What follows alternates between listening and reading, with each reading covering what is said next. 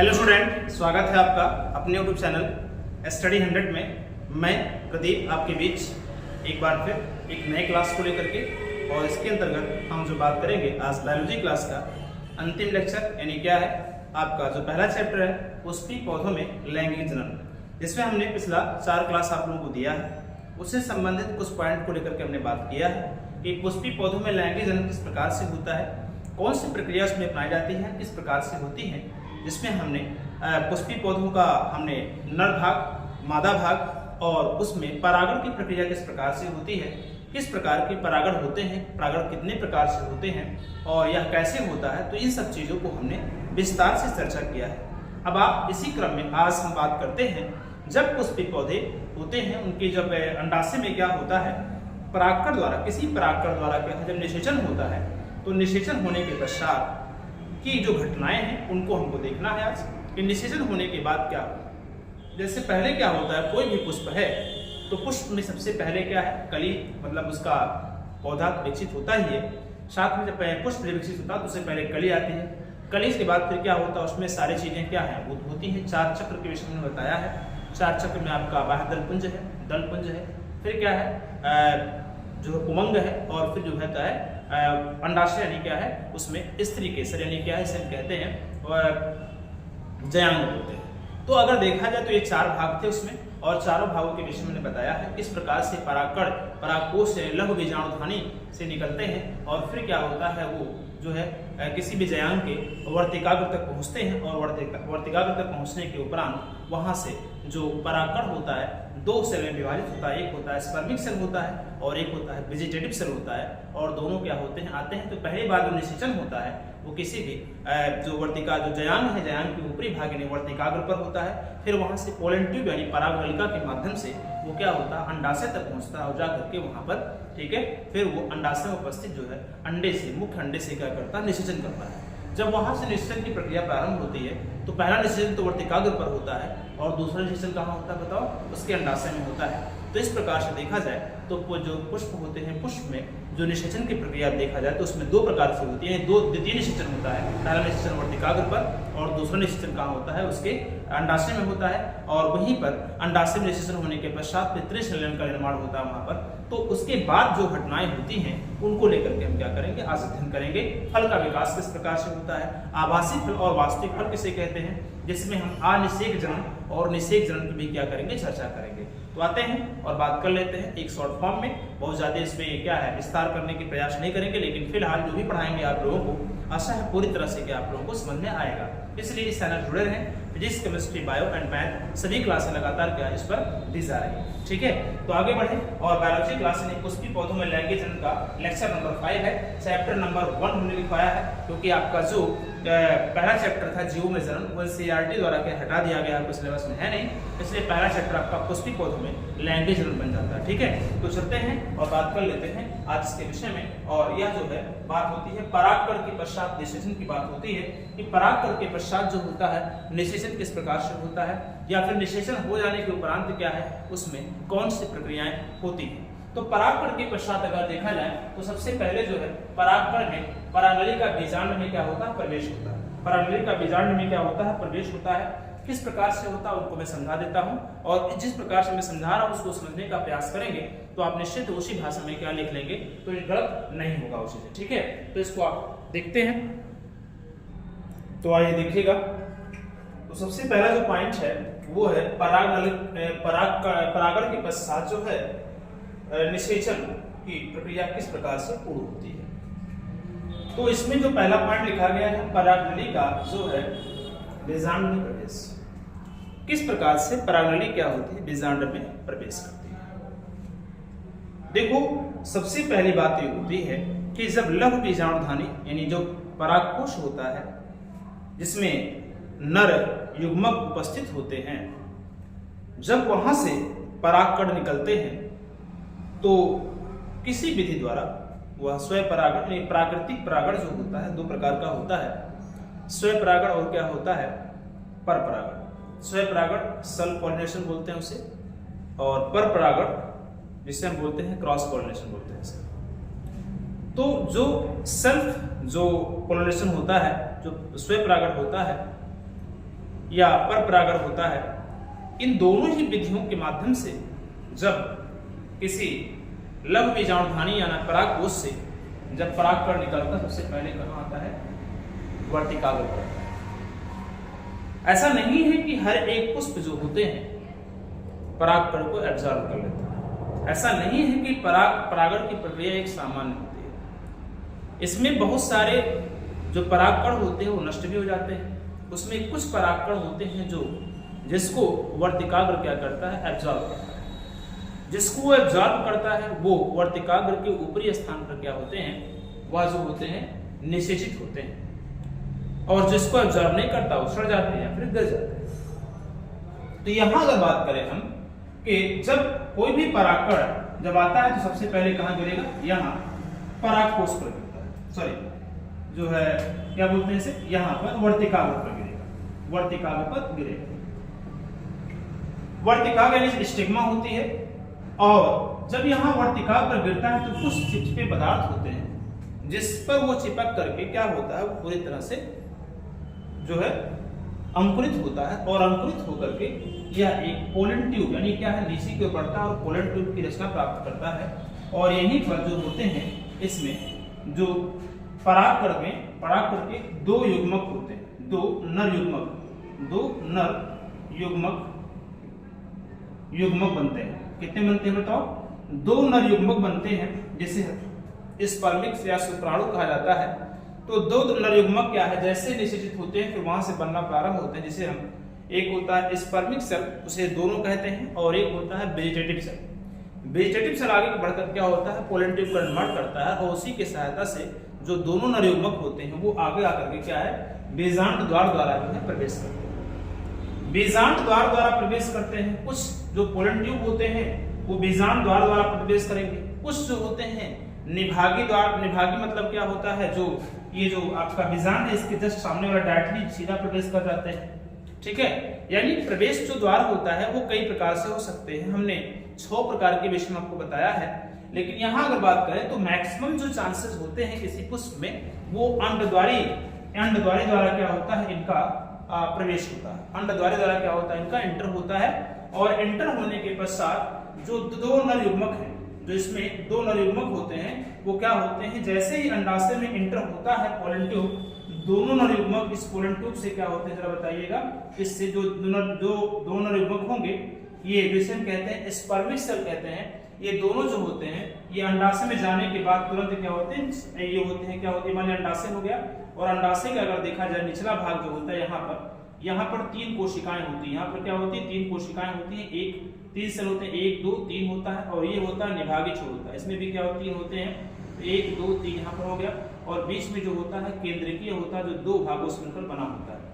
तो जैसे ही जो आप ये क्या है जो स्पर्मिक सेल होते हैं, जैसे ही इस पोलन ट्यूब के माध्यम से कहाँ है? अंडाशय में एंटर करते हैं। कहाँ पर?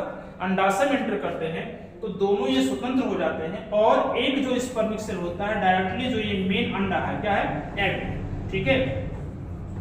जो यहाँ पर आप देख रहे हैं, यहाँ देखिए एग सेल लिखा है, जो एग सेल लिखा है जस्ट इसके अंडद्वारी छोर पर होता है, और एक जो होता है पोलर न्यूक्लियर देख रहे हैं आप, एक पोलर न्यूक्लियर होता है। तो जो दोनों इसमें स्पर्मिक सेल होते हैं, दोनों जो स्पर्मिक होते हैं जो पोलन ट्यूब से आ रहे हैं, एक जो होता है इस मुख्य जो अंडा होता है इससे निषेचन करता है, और एक स्वतंत्र होकर घूम कर कहां पहुंच जाता है? इसके केंद्र के भाग पर पहुंचता है।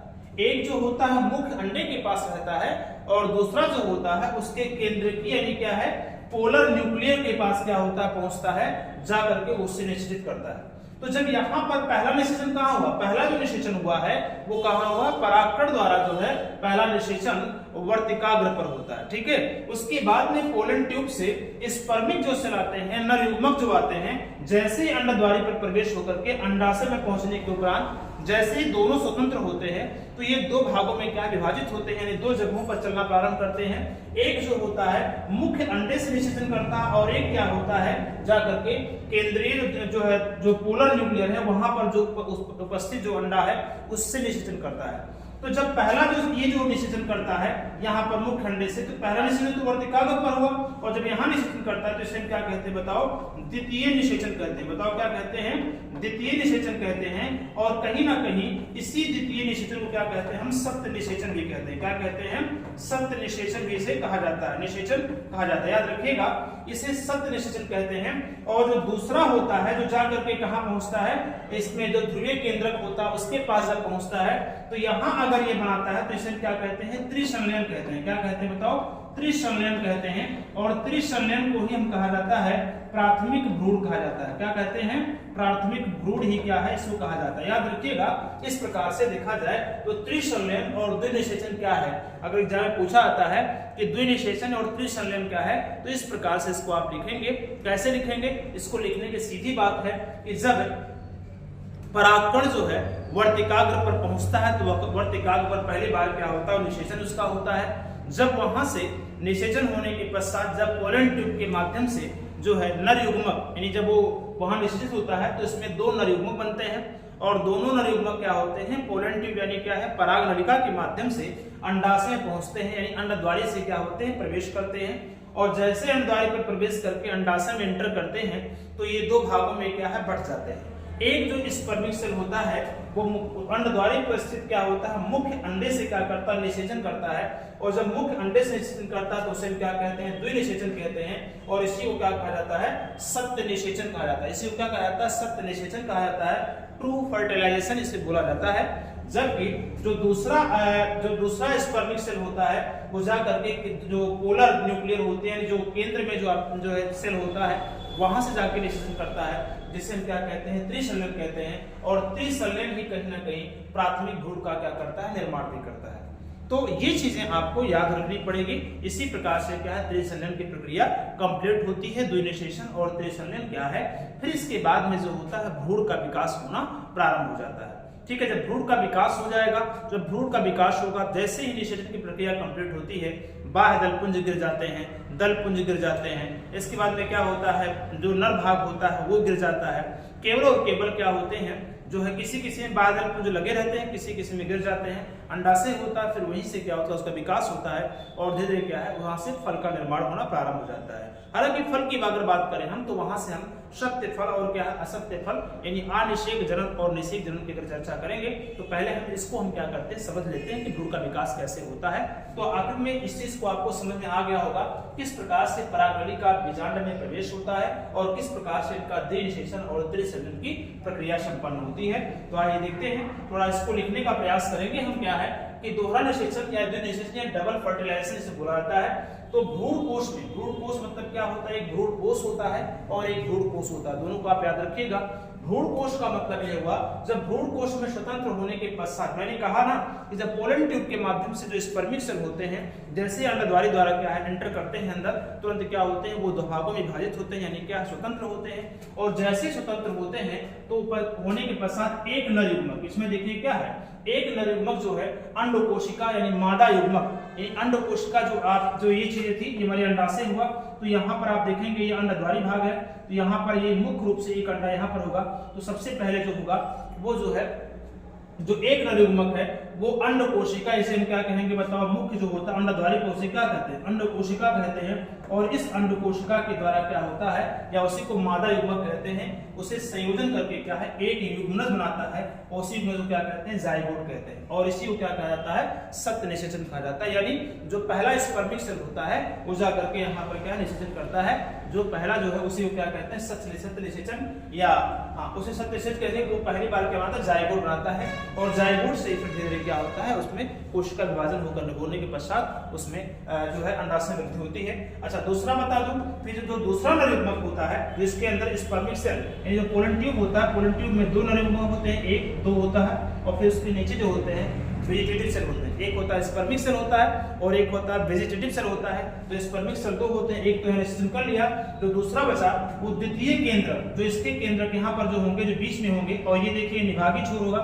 यहाँ निभागी छोर कुल मिलाकर कितनी होती है बताइए, 3 3 6 2 8 कोशिकाएं होती हैं, आपको बताया गया है। इस तरह से आप देखिएगा, इस चीज को बताया गया है यहाँ पर। तो यहाँ पर दूसरा नर युग्मक जो होता है द्वितीय केंद्रक यानी सेकेंडरी न्यूक्लियस जो 2n के साथ मिलकर के क्या होता है, सेकेंडरी जो न्यूक्लियस होता है उसके 2n के साथ मिलकर के एक त्रिगुणित यानी क्या होता है 3n केंद्रक बना लेता है, जिसे हम क्या कहते हैं प्राथमिक भ्रूण कोश केंद्रक कहते हैं, तथा जो होता है इस क्रिया को क्या कहते हैं त्रिशल्यन कहते हैं। इस चीज को आप लोगों को याद रखना है, क्योंकि आप देख सकते हैं यहाँ पर क्या है, यहाँ पे 2n दिया गया है और जो एक स्पर्मिक सेल है उसे क्या कहेंगे n कहेंगे, एक यहाँ n है और यहाँ पर एक n है। तो ये जो आपका है ये अंडकोशिका ये भी n होती है, तो ये दोनों मिलकर के क्या बनाएंगे 2n बनाएंगे, जिसे द्विनिषेचन कहेंगे।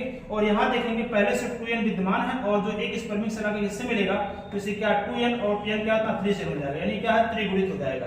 तो त्रिगुणित का जो संबंध है वो अंडाशय के केंद्र क्या है, अंडाशय के जो होती हैं द्वितीय केंद्रक के साथ होता है। और अगर देखा जाए जो द्विनिषेचन वो क्या है अंडकोशिका यानी मादा युग्मक के साथ क्या होता है। तो इस चीज को आप क्या करें पूरी तरह नोट कर लें, फिर आगे हम बढ़ते हैं और किस प्रकार से इसका विकास होता है। अच्छा, इसके फॉर्मूले भी आपको लिखना पड़ेगा किस प्रकार से जुड़ते हैं, इसको नोट करें फिर आगे हम बढ़े। आइए देखिएगा, आगे बढ़े और आगे बढ़ने के क्रम में देखें यहाँ देखिएगा तो सप्त निषेचन की बात करें जिसे हम कहते हैं ट्रू फर्टिलाइजेशन। इसमें प्रथम नर युग्मक होता है जो पोलन ट्यूब के माध्यम से आता है और फिर वो क्या होता है अंडकोशिका दोनों आपस में मिलते हैं, हो जाकर के क्या होता है द्वितीय निषेचन की प्रक्रिया बनाता है, यानी युग्मनज बनाएगा, जाइगोट बनाएगा। अगर फिर क्या किया जाएगा, ये तो सप्तनिषेचन की बात है, फिर त्रिसमीकरण कहेंगे, ऐसे इसी को त्रिशल्यन कहते हैं। द्वितीय नर युग्मक होता है और द्वितीय केंद्रक होता है। केंद्रक का मतलब देख सकते हैं, इसे देखेंगे ट्रू पोलर न्यूक्लियस दिया गया, देखिए यहाँ पर 2 दिया गया, ये पोलर न्यूक्लियस कितने 2 है। यहाँ देख सकते हैं ये विभागीय छोर है और यह जो है आपका यहाँ पर देख सकते हैं ये भी इसका जो है पोलर न्यूक्लियस बोलेंगे, जैसे सेंट्रल से कहा जाएगा। और यहाँ देख सकते हैं एक यज्ञ है, ठीक है। तो इस यज्ञ से जब ये जो है करता है तो वहां पर क्या है युग्मज बनता है, और जब इसके केंद्र से अगर करता है तो इसे क्या करेंगे यहाँ पर Tn है जो द्वितीय नर युग्मक होगा, और जो द्वितीय केंद्रक होता है 2n यहाँ पर होता है, ये 2n से क्या करेगा जब इस बार निषेचन करेगा तो यहाँ पर 3n होगा, ठीक है। इसे कहते हैं प्राथमिक क्या है भ्रूण कोश केंद्रक कहा जाता है। और यहाँ पर देखा जाए द्विनिषेचन इज इक्वल होता है सप्तनिषेचन प्लस क्या होता है त्रिसमीकरण या त्रिसंलयन होता है, ठीक है। तो त्रिसंलयन और द्विनिषेचन क्या आशा है आपको पूरी तरह समझ में आया होगा। तो इस प्रकार से आप इसको नोट कर सकते हैं और इसका फिगर भी आप इस प्रकार से बना सकते हैं, ठीक है। तो इनको आप नोट कर लें, ठीक है। आगे बढ़ें और इसमें कुछ ज्यादा पॉइंट था नहीं, इसको मैंने बता दिया है। अब आगे बढ़ते हैं कि निषेचन तो हो चुकी है, अब इसके बाद में क्या होगा परिवर्तन क्या होने वाला इसमें है, तो ये चीज आप नोट करें। फॉर्मूले को इसको याद रखेंगे जिससे क्या हो पूरी तरह से समझ में आपको आ जाएगा। चलो आते हैं अगले पॉइंट की बात करें तो यहाँ पर देखा जाए तो निषेचन के पश्चात जो होती है संरचना एवं घटनाएं क्या होती हैं। निषेचन जब हो जाता है जब क्या है स्पर्मिक सेल दोनों आ चुके हैं, अब दोनों का निषेचन हो चुका है। एक सेल कहाँ गया केंद्रीय भ्रूण कोश के पास गया और एक क्या अंड कोशिका के पास गया है। दोनों क्या है द्विनिषेचन और द्विसंलयन की प्रक्रिया कंप्लीट हो चुकी है। तो अब यहाँ पर देखा जाए तो विकास क्या होगा, पहला होगा भ्रूण एवं उसका विस्तार होगा। क्या होगा जब वो निषेचन हो चुका तो क्या होगा भ्रूण और इसका क्या होगा विकास होगा। दूसरा होगा भ्रूण कोश का विकास, एक होता है भ्रूण कोश होता है एक भ्रूण कोश होता है, तो भ्रूण कोश का विकास होगा। फिर बीज एवं क्या होगा बीज का परिवर्तन एवं फल का क्या होता है निर्माण होता है। ये 3 प्रक्रियाएं होती हैं जब निषेचन के पश्चात जो है ये 3 चीजें क्या है स्टार्ट होना प्रारंभ हो जाती है, ठीक है। तो यहाँ पर सबसे पहले हम क्या करते हैं भ्रूण के विकास की बात कर लेते हैं। तो निषेचन के पश्चात अगर देखा जाए तो भ्रूण में क्या होता है संयुग्मन के पश्चात जो होता है अंड युग्मनज जो होते हैं, जो संयुग्मन हो जाता है उसे क्या कहेंगे अंड कहेंगे। जो अंडा जो होता है वो युग्मनज यानी क्या है जायगोट के रूप में बनना प्रारंभ होता है। क्या होता है जायगोट बनता है। और यहाँ से देखते हैं यहाँ पर देखिए सबसे पहला जो पॉइंट चित्र आपको दिखाई दे रहा होगा, और अगर चित्र दिखाई दे रहा है आप लोगों को थोड़ा ध्यान सुनिएगा। यहाँ देखिए निषेचन हो चुका है तो सबसे पहले बताओ क्या बनेगा युग्मनज बनेगा। थोड़ा सा इसको बड़ा कर लेते हैं।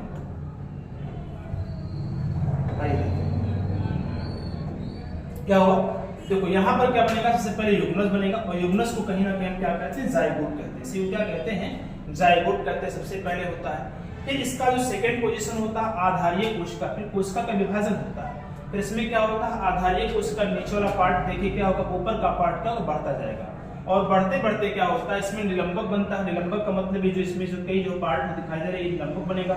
निलंबक के बाद फिर क्या उसमें दो भाग विभाजन होगा, फिर इसमें 4 होता है। 4 माने इसमें क्या होता है, अस्कांशक होता है।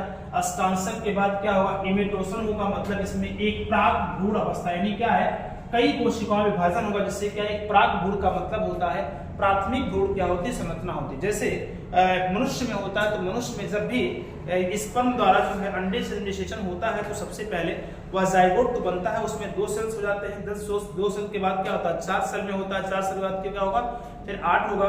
8 से फिर क्या होता है 16 होता है, और 16 को हम क्या कहते हैं, मरूला कहते हैं। उसके बाद में फिर जो है 32 सेल में विभाजित, जिसे हम कहते हैं ब्लास्टोमियर्स कहते हैं। और वही ब्लास्टोमियर्स अंत में जाकर के उसे कहा जाता है प्राक भ्रूण केंद्र, यानी जो प्राथमिक जो है भ्रूण जो होती है उसी को बोला जाता है। और जाकर के वो यूट्रस में क्या होता है, वो प्रत्यारोपित होता है। फिर उसके बाद में प्लेसेंटा का निर्माण होता है। फिर प्लेसेंटा के बाद फिर क्या है, नए बच्चे की एक जो है विकास की प्रक्रिया चल पड़ती है। तो इस प्रकार से अगर देखा जाए, जिस प्रकार से मानव में होता है, यहाँ पर भी वो चीजें हैं कि सबसे पहले युग्मन बनेगा, जाइगोट बनेगा, फिर इसमें कोशिका का विभाजन होगा। कोशिका के बाद देखा जाए पहले 2 कोशिका, फिर 1 2 3 3 2 5 में होगा। फिर 5 में क्या इसके नीचे का आधारीय भाग का निलंबक भाग बनता रहता है। फिर ये 2 भाग में, फिर उसका में क्या होगा अस्कांशक हो जाएगा, 4 भाग में डिवाइड होगा। 4 के बाद फिर क्या होगा, इसमें जो है फिर प्राक भ्रूण यानी क्या होगा इर्मेटोजन का निर्माण होता है। फिर क्या होता है, इर्मेटोजन जो होता है, फिर क्या होगा पेरिब्लेम फिर बनना प्रारंभ होता है। फिर इस प्रकार से बनने के बाद जो होता है बीजपत्र का निर्माण होता है। बीज प्रांकुर कहते हैं, इसे मूलांकुर कहेंगे। मूलांकुर के क्या है, प्रांकुर होता है। इस प्रकार से आगे बढ़ने के बाद फिर क्या है, एक जो है पूरा भ्रूण का क्या है विकास होना प्रारंभ होता है। तो इसी प्रकार से अगर देखें तो इसको अगर मान लीजिए लिखना भी होता है तो संयुग्मन के पश्चात क्या होता है इसमें, ठीक है, युग्मनज का विश्राम अवस्था के पश्चात भ्रूण बनता है। और जब ये पहली बार जाइगोट बनता है तो कुछ विश्रामित अवस्था होती है। विश्राम होने के पश्चात फिर क्या है, इसमें जो है धीरे धीरे भ्रूण की अवस्था क्या है स्टार्ट होती है। और यह भ्रूण परिवर्तन अवस्थाओं से एक बीजपत्री व द्विबीजपत्री में पौधों में क्या होता है, समान होता है। एक बीजपत्री हो चाहे 2 बीजपत्री हो, दोनों में क्या होता है, ये लगभग क्या होता है, समान होता है। और धीरे मतलब स्टार्टिंग में, जो स्टार्टिंग की जो अवस्था होती है इसमें जो होता है वो समान होगा। लेकिन जैसे से आगे क्या भ्रूण का विकास होता जाता है तो एक बीजपत्री और द्विबीजपत्री में स्वाभाविक रूप से क्या आता है, परिवर्तन देखा जाता है। तो द्विबीजपत्री का जो स्टार्टिंग है, जो स्टार्टिंग और एक बीजपत्री का स्टार्टिंग समान रहेगा, लेकिन जैसे आगे बढ़ेगा द्विबीजपत्री अलग हो जाता है। और उसमें देखा जाए तो इस प्रकार से प्रक्रियाएं क्या है चलती रहती हैं। और अधिकांश जो द्विबीजपत्री पौधों में भ्रूण का विकास जो होता है वो कैप्सेला वर्सा जो है, कैप्सेला वर्सा पैस्टोरिस नामक पौधे की भ्रूण के विकास के समान होता है, ठीक है। और यहाँ पर अगर देखा जाए तो इसमें सबसे पहले क्या है, युग्मनज बनता है। युग्मनज क्या बढ़ करके अपने चारों ओर एक सेलुलोज की क्या होती है, परत बनाती है। जब युग्मनज बनेगा तो चारों ओर से क्या बनेगी, एक सेलुलोज की जो होती है परत बनाती है।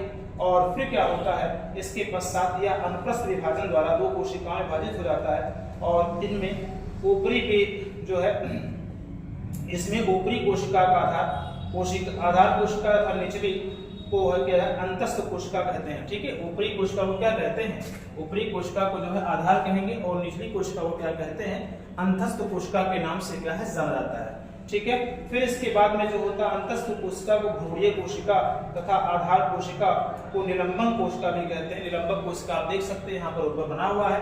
तो आधार कोशिका को क्या कहेंगे, निलंबक कोशिका कहेंगे। ऊपरी कोशिका को क्या कहते हैं, भ्रूणीय कोशिका। क्योंकि यही जो होता है आगे चल के, यही भ्रूणीय कोशिका ही आगे चल करके जो होता है अस्टांशक भी बनता है। अस्टांशक के बाद क्या होगा, इमोट्रोसिन प्राक भ्रूण अवस्था का निर्माण करता है, ठीक है। तो यहाँ से अगर देखा, अच्छा ये जो आपका आधार कोशिका होती है यही से को प्लेसेंटा यहीं से जो होता है इनको भोजन और क्या होता है सब कुछ बाहर से क्या है मिलना प्रारंभ होता है। जिस प्रकार से बच्चे में क्या होता है, जब यूट्रस में प्रत्यारोपित होता है तो प्लेसेंटा उसमें गर्भनाल बनती है, और गर्भनाल जाकर के बच्चे के नाभि से जुड़ा होता है, जहाँ से क्या होता है उसका कंप्लीट क्या होता है पोषण होता है। हालांकि जब उसको मैं पढ़ाऊंगा तो वहाँ आप लोगों को इस चीज की चर्चा करूंगा, ठीक है। तो इस चीज को आप लोग याद रखेंगे। यहाँ तो निलंबक कोशिका बनती है, आधार कोशिका एक अनुप्रस्थ विभाजन के पश्चात क्या होता है अंतस्थ कोशिका बनती है। और इसी प्रकार से सबसे पहला जो होता है बाल भ्रूण क्या होता है, 4 कोशिके क्या होता है, बाल भ्रूण बनता है। 4 कोशिके से क्या कहेंगे, अष्टांशक कहेंगे। ये बाल भ्रूण का मतलब स्टार्टिंग का भ्रूण बनना प्रारंभ हुआ, ठीक है। और उसके बाद में जो होता है अष्टांशक के बाद जो होती है लगातार जो निलंबक जो होती है, ये संरचना जो होती है लगातार बनती रहती है, एक सूत्राकार बनती रहती है, लगातार क्या आगे बढ़ती रहती है। और निलंबक भ्रूण कोशिकाओं की निचली क्या निलंबक जो होता है भ्रूण कोशिकाओं को नीचे उठ के क्या ढकेलता रहता है, और ऊपरी कोशिका जो है चूसांग का कार्य करती है, ठीक है। इस प्रकार से देखा जाए तो ये आगे बढ़ता रहता है, इसमें आपको बस कुछ करना है नहीं, बट डायरेक्टली क्या है आपको इसको समझते जाना है। और इसको प्रागभ्रूण के बाद आपको फिर क्या है मूलांकुर के रूप में बनता है। मूलांकुर रूप के ऊपर भाग क्या कहते हैं, पेरिब्लेम बोलते हैं। और पेरिब्लेम के बाद फिर क्या होता है निलंबक धिदरी क्या होता है नीचे से हटता जाता है, और धिदरी क्या होता है बीजपत्र का निर्माण होता है। और बीजपत्र क्या है प्रांकुर, जैसे नीचे वाले को मूलांकुर ऊपर के क्या प्रांकुर बोलते हैं, या आप यहाँ देख सकते हैं। इस प्रकार से फिर क्या होता है द्विबीजपत्री का जो होता है भ्रूण का परिवर्तन होता है, और अंत में जाकर के ये एक नए पौधे का क्या कर लेता है विकास कर लेता है, ठीक है। तो इसी प्रकार से आपको क्या करना है, इसको समझना है, इसको देखना है, ठीक है। आगे चलते हैं तो यहाँ पर देखा जाए एक भी जो है आगे बढ़ने की बात करें हम तो यहाँ पर जो है अच्छा ये बात करते हैं भ्रूणपोष का विकास। तो भ्रूणपोष का विकास मैंने बता दिया, ठीक है। इसी प्रकार से भ्रूणपोष का विकास होता रहता है।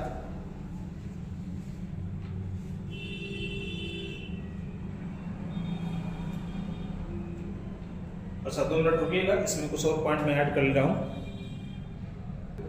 आइए देखते हैं। तो भ्रूणपोष में इसका विकास तो समझ गए होंगे आप लोग। अब भ्रूणपोष का विकास कैसे, क्योंकि भ्रूण का विकास होने के पश्चात जब जाइगोट बन जाता है फिर उसमें क्या है त्रिसंलयन द्विनिषेचन और त्रिसंलयन की जब प्रक्रिया पूर्ण होती है तो भ्रूण का तो निर्माण हो गया, जिसे हम प्राथमिक भ्रूण कहेंगे। जो त्रिसंलयन होता है तो त्रिसंलयन को हम क्या कहते हैं प्राथमिक भ्रूण कहा जाता है, या प्राथमिक भ्रूण केंद्र कहा जाएगा। वहीं से क्या होगा फिर आगे की प्रक्रिया प्रारंभ होती है। इसके बाद भ्रूणपोष बनता है। अब भ्रूणपोष की प्रक्रिया में क्या होता है उनको नहीं देख लेते हैं। हालांकि भ्रूणपोष जो होता है वो 3 प्रकार का होता है, केंद्रकीय, कोशिकीय और हिलोबियल, 3 होते हैं। केंद्रकीय भ्रूणपोष होता है, कोशिकीय भ्रूणपोष होता है, हिलोबियल भ्रूणपोष होता है, 3 होते हैं। उनको विषय में देख लेते हैं थोड़ा सा, और बस थोड़ी सी टिप्पणी एग्जाम में पूछा जाता है कि भ्रूणपोष का विकास कैसे हुआ, या किसी भी पुष्प है तो उसमें निषेचन के पश्चात के कौन कौन से परिवर्तन होते हैं और क्या होता है उसको आप क्या है विस्तार से वर्णन कीजिए। ऐसा भी एग्जाम में क्वेश्चन पूछा गया है। तो जैसा भी क्वेश्चन आएगा तो जब आप लोगों का 1 शॉर्ट वीडियो जब तैयारी की बात चलेगी उसमें तो हम आपको क्या है पूरी तरह से बताते रहेंगे कैसे करना है, ठीक है। फिलहाल आप मैं जो पढ़ा रहा हूँ उसको आप देखिए, थोड़ा सा बुक का भी सहारा लें और दोनों को सहारा लेकर के समझने का प्रयास करें, ठीक है। तो आते हैं और बात कर लेते हैं भ्रूणपोष के विकास को लेके, ठीक है। डेवलपमेंट ऑफ क्या होता है एंडोस्पर्म, ठीक है। देखा जाए यहाँ पर तो भ्रूणपोष के विकास में देखा जाए तो भ्रूणपोष जो होता है बीज का मुख्य भोज्य पदार्थ संग्रह ऊतक है। जो भ्रूणपोष होता है जो स्टार्टिंग में बीज बनता है तो बीज का जो है बीज का मुख्य भोज्य पदार्थ संग्रह ऊतक है, यह प्राथमिक भ्रूणपोष केंद्रक से ही क्या होता है विकसित होता है। प्राथमिक भ्रूणपोष कब बना था, जब त्रिसंलयन हुआ था, द्विनिषेचन और त्रिसंलयन होता है। हालांकि जब स्पर्मिक सेल जब अंडाशय में एंटर करते हैं तो एक सेल क्या होता है अंड कोशिका से, और एक जो होता है केंद्रकीय कोशिका में जो होता है अंडा जो होता है उससे क्या निषेचन करता है। जो अंड कोशिका से होता है उसे द्विनिषेचन कहते हैं, और जो केंद्रकीय में करता है उसे क्या है त्रिसंलयन कहते हैं। और त्रिनिषेचन या त्रिसंलयन को ही क्या कहते हैं, वहां पर प्राथमिक भ्रूण का निर्माण वहीं से होना प्रारंभ होता है। तो प्राथमिक भ्रूण केंद्रक से ही जो होता है भ्रूणपोष होता है क्या होता है विकसित होता है। अच्छा भ्रूणपोष के केंद्रकीय द्विनिषेचन के फलस्वरूप बनता है। जो भ्रूणपोष होता है वो केंद्रकीय द्विनिषेचन, जो केंद्रकीय द्विनिषेचन के जो है फलस्वरूप बनता है तथा साधारणतः त्रिगुणित होता है। त्रिगुणित का मतलब हुआ त्रिसंलयन होता है, ठीक है। जो हमने बताया था कि स्पर्मिक सेल क्या होता है जब वहां से निकलता है तो स्पर्मिक सेल वही जो केंद्रकीय जो है सेल होता है उसके द्वारा जब जाके जो है निषेचन करता है तो वहां त्रिगुणित होती है। और इसमें संचित भोज्य पदार्थ जो होते हैं भ्रूण के विकास तथा बीज अंकुरण के क्या होते हैं समय काम आता है। किसमें होता है भ्रूणपोष में जो संचित भोज्य पदार्थ होता है, यहाँ लिखा हुआ संचित भोज्य पदार्थ होता है वो भ्रूण के विकास तथा बीज अंकुरण के समय क्या होता है काम में आता है, जिसमें त्रिसंलयन की प्रक्रिया कंप्लीट होती है। वैसे देखा जाए तो जो भ्रूणपोष होता है वो 3 प्रकार का होता है। कितने होते हैं 3 प्रकार के होते हैं। सबसे पहला होता है केंद्रकीय भ्रूणपोष होता है, दूसरा होता है कोशिकीय भ्रूणकोश होता है, और तीसरा होता है हीलोबियल भ्रूणकोश होता है। 3 होते हैं। केंद्रकीय भ्रूणकोश जिसे हम सेंट्रल एंडोस्पर्म कहते हैं, ठीक है, कोशिकीय सेल्स एंडोस्पर्म कहेंगे, हीलोबियल एंडोस्पर्म होता है चीजें, ठीक है, याद रखिएगा इसमें। तो यहाँ अगर देखा जाए केंद्रकीय कहेंगे, सेंट्रल कहा जाए या न्यूक्लियर कहा जाए, इसमें दोनों कह सकते हैं। इस प्रकार के भ्रूणकोश का विकास जो होता है केंद्रक में बार बार क्या है, द्विभाजन के फलस्वरूप होता है। केंद्रक में बार बार विभाजन होगा, बार विभाजन होगा, बार जब विभाजन होता है तो विभाजन के पश्चात मान लीजिए एक कोशिका है, इसका विभाजन हुआ तो फट से ये विभाजन के बाद ये ऊपर की तरफ ऊपरमुखी विस्थापन होता है। क्या होता है, ऊपरमुखी विस्थापन होता है, फिर विभाजन होगा, फिर जाके ऊपर एक लेयर बनेगा, फिर विभाजन होगा, फिर ऊपर जाके लेयर बनेगा। मतलब धीरे क्या होता है, ऊपर का लेयर बनता जाता है और बीच में क्या होता है, खोखला हो जाता है। बीच में क्या होता है, खोखला हो जाता है, या उसमें क्या होते हैं, द्रवित पदार्थ आ जाते हैं, जैसे नारियल। अगर नारियल की बात करें हम तो नारियल जो होता है वो केंद्रकीय भ्रूणकोश का सबसे बड़ा जो है उदाहरण है। आप देखेंगे इसमें उसके बीच के भाग में क्या होता है, वाटर होता है, जबकि ऊपरी भाग पे देखेंगे तो मोटी सी भित्ति बनी होती है और उसका जो निर्माण होता है वो केंद्रकीय भ्रूणकोश के कारण ही होता है। यानी क्या है, केंद्रक में जो है भ्रूणकोश के केंद्रक में बार क्या होता है, विभाजन के फलस्वरूप स्वतंत्र रूप से क्या बहुत से केंद्रक का क्या होता है, निर्माण होता है, जिसे क्या कहते हैं, केंद्रकीय भ्रूणकोश कहते हैं। और एक कच्चे नारियल का पानी मुक्त केंद्रकीय भ्रूणकोश से क्या होता है, बना होता है। इसमें हजारों केंद्रक होते हैं और आसपास इसके आसपास सफेद क्या होता है, गूदा पाया जाता है, ठीक है, जिसे हम क्या कहते हैं, कोशिकीय भ्रूणकोश होता है, ठीक है। जो गूदा होता है उसे क्या कहेंगे, कोशिकीय भ्रूणकोश कहेंगे। और केंद्रकीय भ्रूणकोश के विभाजन के फलस्वरूप जो होता है उसके बहुत सारे जो है पार्ट बनते रहते हैं, हजारों के हजारों कोशिकाएं उसमें सम्मिलित होती हैं, ठीक है। तो इस प्रकार से आप इसको जो है सॉरी हजारों केंद्रक सम्मिलित होती है, इस प्रकार से देखा जाए तो ये आपके कंप्लीट होते हैं, ठीक है। आगे बात करें हम कोशिकीय भ्रूणकोश की बात करें तो कोशिकीय जो भ्रूणकोश होता है, इस प्रकार के भ्रूणकोश का निर्माण जो होता है वो क्या होता है, भ्रूणकोश निर्माण में भ्रूणकोश केंद्रक के प्रत्येक विभाजन के फलस्वरूप कोशिका भित्ति का निर्माण होता है।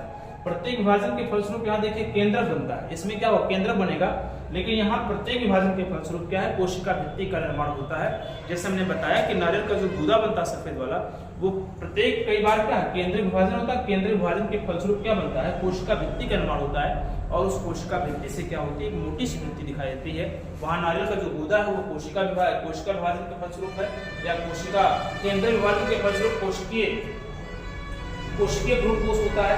तो यहाँ अगर देखा जाए तो इसमें आप लिख सकते हैं बिल्ला रसिया होता है, ठीक है। बिल्ला रसिया जो होता है यह एक प्रकार का जो है भ्रूण है, जो कि इसका निर्माण जो होता है कोशिकीय भ्रूणकोश के माध्यम से होता है। हालांकि उतना उदाहरण आपको नहीं लिखना, बस इतना ध्यान देना है, केंद्रकीय भ्रूणकोश क्या है, कोशिकीय भ्रूणकोश का निर्माण क्या होता है और हीलोबियल भ्रूणकोश का निर्माण कैसे होता है, इतना ही आपको ध्यान देना है। तो कोशिकीय भ्रूणकोश का निर्माण इस प्रकार से हो जाएगा। हीलोबियल जो भ्रूणकोश होता है इन दोनों के बीच की घटना होती है।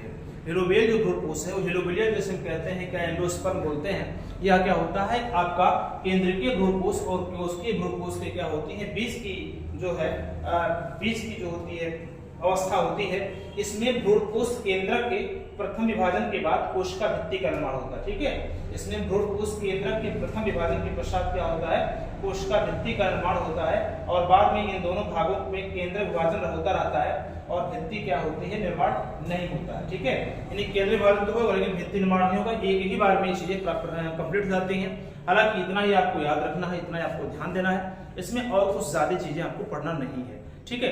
तो इस प्रकार अगर देखें तो भ्रूण का विकास हो गया, भ्रूणकोश का विकास हुआ। भ्रूणकोश 3 प्रकार से विकसित हो जाता है, इस प्रकार से होते हैं, इनको आप देख लिए, समझ लिए हैं। अब आगे बढ़े और हम बात कर लेते हैं फल के निर्माण को लेकर के कि किस प्रकार से जब भ्रूणकोश बन चुका है तब इसके बाद में क्या है, फल की बात करेंगे।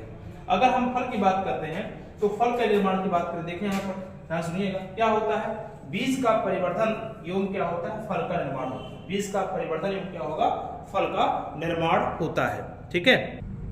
आइए देखते हैं।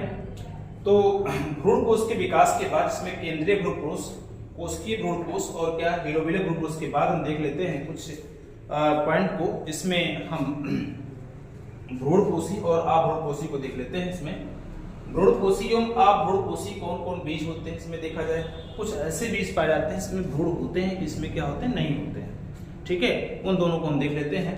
जिसमें अगर देखा जाए तो हम भ्रूणकोशी की बात करें तो कुछ पौधे क्या होते हैं बताइए, कुछ पौधे जैसे अरंडी को हम देहात भाषा में रेड़ कहा जाता है, रेड़ होता है, अरंडी है, गेहूं है, मक्का है आदि में जो भ्रूणपोष होते हैं वो बीजों के अंकुरण के समय क्या होता है, बीजों के अंकुरण के समय जो होते हैं वहां तक पाया जाता है।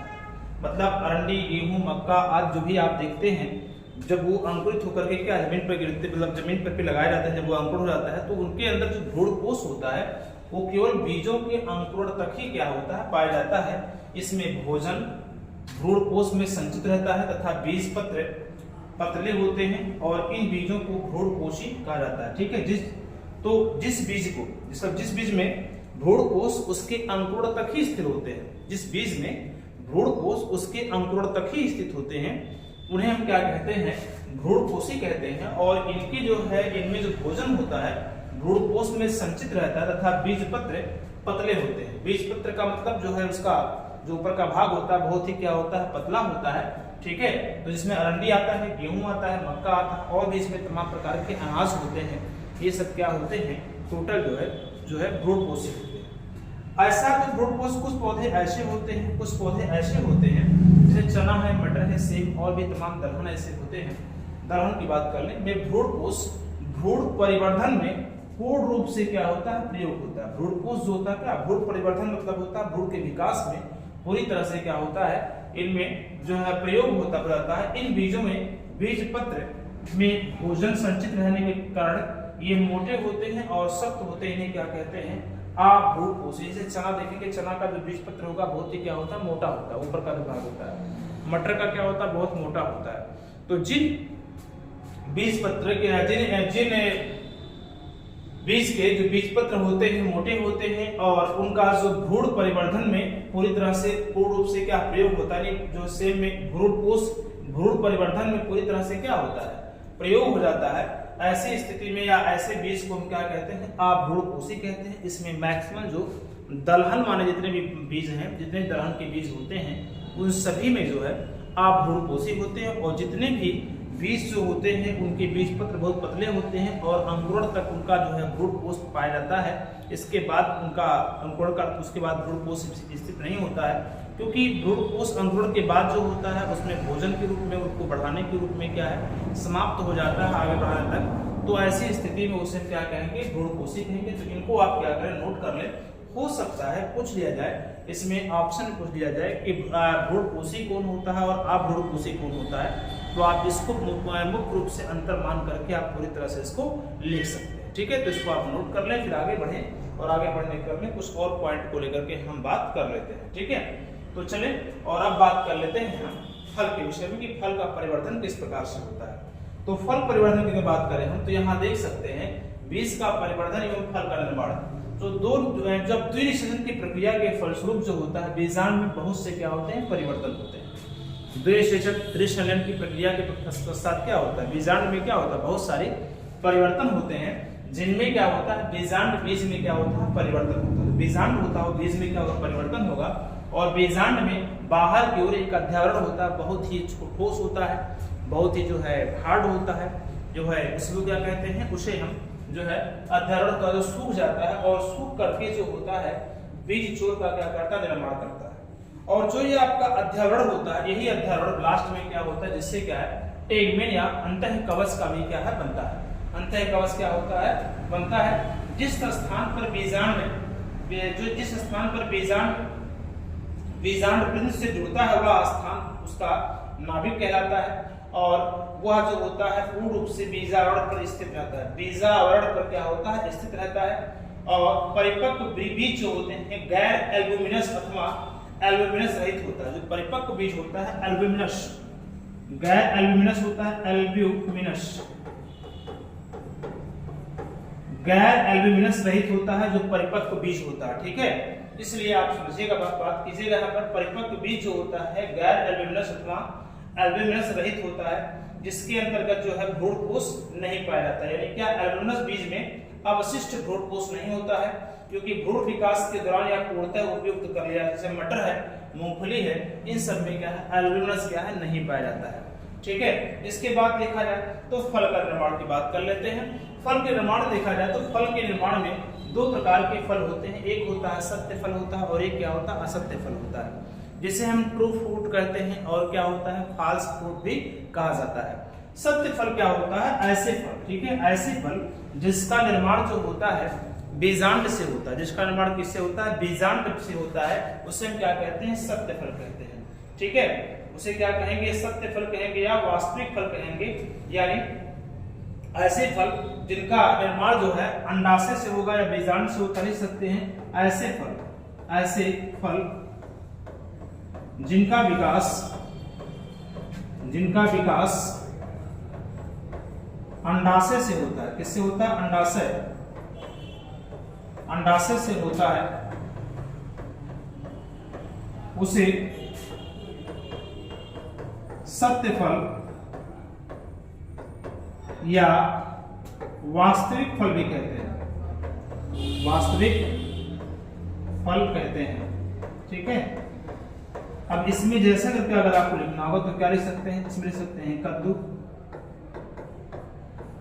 आम लिख सकते हैं, ठीक है, और तमाम प्रकार की जो सब्जियां होती हैं उनको लिख सकते हैं, ठीक है, और लीची लिख सकते हैं।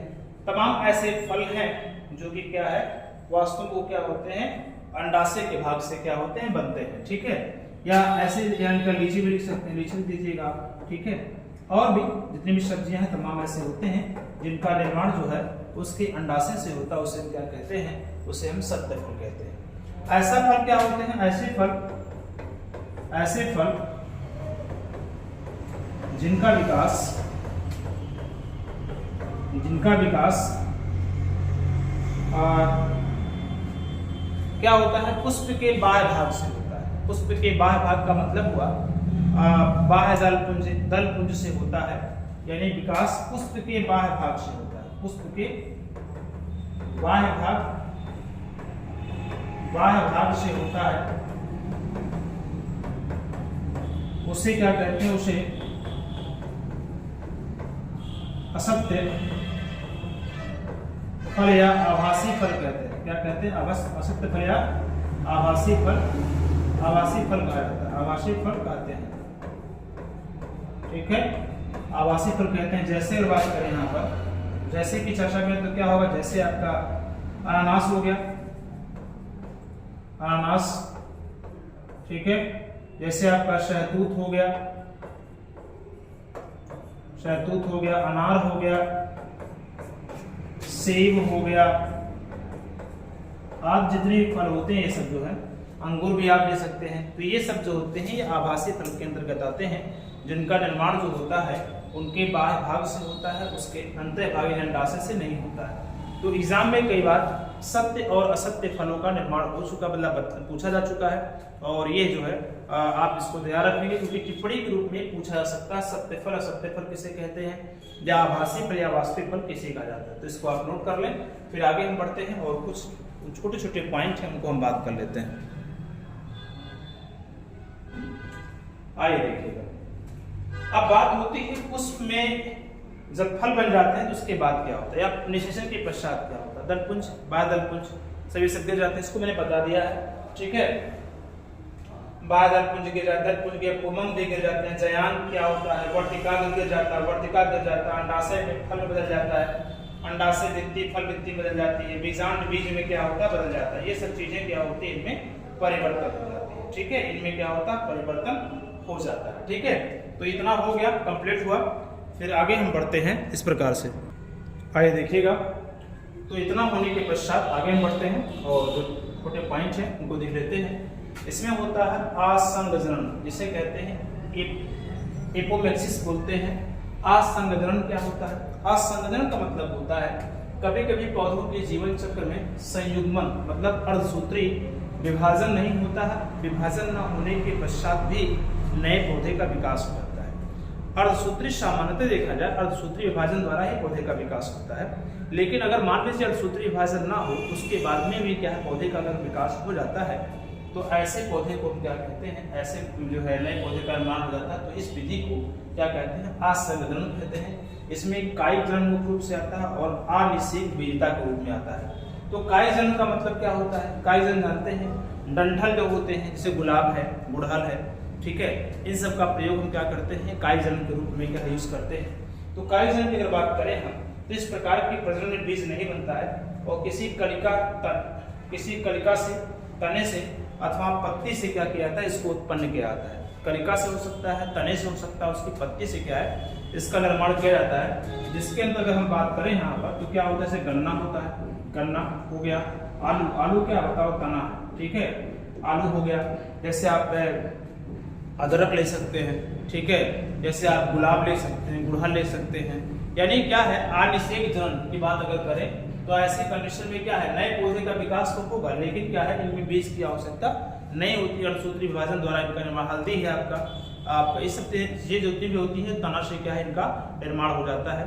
तो या उनके जड़ से निर्माण हो जाएगा, सॉरी इनके तना से हो जाएगा, उनके जो है पत्ती से हो जाता है, ठीक है।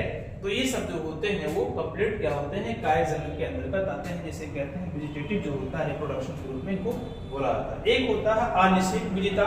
अनिषेक बीजता का मतलब होता है जब लैंगिक जनन की उपस्थिति में, जब लैंगिक जनन की क्या है अनुपस्थिति में क्या होता है बीज का निर्माण हो जाता है, तो इसे क्या कहते हैं, अनिषेक बीजता कहते हैं। लैंगिक जनन की अनुपस्थिति में कोई लैंगिक जनन है, जैसे आपने क्या पुष्पों में लैंगिक जनन पढ़ा है, मतलब पुंकेसर का भाग क्या होता है, जब वो अर्तिकाग्र पर गिरता तो वहां निषेचन की प्रक्रिया के फलस्वरूप जो होता है नए बीज का क्या होता है निर्माण होता है। लेकिन यहाँ अगर बिना लैंगिक जनन की प्रक्रिया के फलस्वरूप अगर नए बीज का निर्माण हो जाता है तो इसे क्या कहते हैं, अनिषेक बीजता कहते हैं। इस प्रकार का प्रजनन बीज द्वारा तो होता है, परंतु बीज के बनने में संयुग्मन एवं अर्धसूत्री विभाजन नहीं होता। ये 3 प्रकार का होता है। इसमें अपस्थानिक भ्रूणता है, इसमें नींबू, आम और नागफनी आ जाता है। द्विगुण बीजता होता है, जिसमें क्या है एक सेरिस डेल्टा कहते हैं, और अब बीजाणुता होता है, इसे क्रेपिस होता है, प्रार्थी नियम होता है। हालांकि इतना नहीं ध्यान देना, इसमें अनिषेक बीजता कितने प्रकार की होती है इनको आपको थोड़ा सा याद रखना, टिप्पणी के रूप में इनको ध्यान देना, ठीक है। तो आगे बढ़े और इसको आपका नोट करना है तो इसको आप नोट कर सकते हैं। इसके बाद में हम बात कर लेते हैं अनिषेक फलन को लेकर के। अनिषेक फलन को लेकर बात करते हैं, यानी ऐसे फलन जिनका निर्माण बिना परागण के द्वारा होता है, बिना परागण के द्वारा होता है। यानी यहाँ पर देखा जाए तो अनिषेक फलन की बात कर लेते हैं। तो अनिषेक फलन क्या होता है, ठीक है, जिन फलों में बिना परागण व निषेचन के फल का क्या होता है विकास हो जाता है, ठीक है। याद रखिएगा, जिन फलों का विकास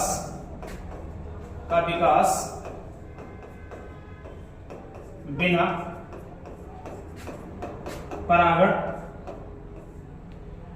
परागण अथवा निषेचन के होता है, बिना परागण व निषेचन द्वारा होता है, उसे क्या कहेंगे, उसे अनिषेक फलन कहेंगे। उसे क्या कहेंगे, अनिषेक फलन कहेंगे, अनिषेक फलन कहते हैं, ठीक है। इस तरह से आप याद रखें। जैसे क्या होता है, संतरा होता है, ठीक है, संतरा होता है, और क्या होता है, नींबू होता है, अंगूर होता है, केला होता है, और ये फल क्या होते हैं, बीज रहित होते हैं। याद रखिएगा, जो होते हैं ये फल कैसे होते हैं, ये फल जो होते हैं ये फल बीज रहित होते हैं, बीज रहित होते हैं। याद रखिएगा, इसमें होते हैं। जैसे आपको बता दे रहा हूँ, केला हो गया, क्या हो जाएगा, अंगूर हो जाएगा। जैसे आपका संतरा हो जाएगा, ठीक है, नींबू हो जाएगा। ये सब ऐसे लोग हैं, ये जो है अनिषेक जनन के अंतर्गत क्या है आते हैं। तो इनको आप क्या कर सकते हैं, नोट कर सकते हैं, ठीक है। तो अनिषेक फलन की प्रक्रिया हो चुकी है। इसके बाद में आता है बहुभ्रूणता आता है। बहुभ्रूणता मतलब होता है ऐसे फल जिसमें भ्रूण जो होते हैं एक से अधिक भ्रूण। जैसे आपका नींबू, संतरा है, अगर संतरे को हम क्या करते हैं, उसको छिल करके निकालते हैं तो कई उसमें फाले निकलती हैं, जितनी फाले निकलती है उतनी भ्रूण होती है। तो किसी भी ऐसे फल जिनमें क्या है भ्रूण एक से अधिक होता है। अच्छा, इसको आपने नोट करें, फिर आगे बताएं हम, ठीक है। हो गया कंप्लीट है। चलो आते हैं आगे। यहाँ देखा जाए तो बात करते हैं बहुभ्रूणता की। बहुभ्रूणता मतलब होता है जिससे ऐसे फल जिसमें एक से अधिक क्या होते हैं भ्रूण पाए जाते हैं, ठीक है। एक से अधिक क्या पाए जाते हैं, भ्रूण पाए जाते हैं, उन्हें क्या कहते हैं, बहुभ्रूणता बोलते हैं। और बहुभ्रूणता की अगर बात करें तो इसमें क्या होता है, जैसे सरल बहुभ्रूणता में क्या देखा, इस दशा में बेजांड में एक से अधिक भ्रूणपोष होते हैं, ठीक है। इस दशा में बेजांड में एक से अधिक भ्रूणपोष होते हैं। क्या होते हैं, इसमें क्या होते हैं, इस दशा में बीजांड में एक से अधिक क्या होते हैं, भ्रूणपोष होते हैं, ठीक है। इस प्रकार से आपको लिखना है, जिसे हम कहते हैं सरल बहुगुणता बोलते हैं। निश्चित बहुगुणता क्या होता है, इसमें एक से अधिक पराग नलिकाएं बीजांड में जाती हैं, ठीक है। क्या होता है इसमें, क्या होंगी, इसमें एक से अधिक पराग नलिका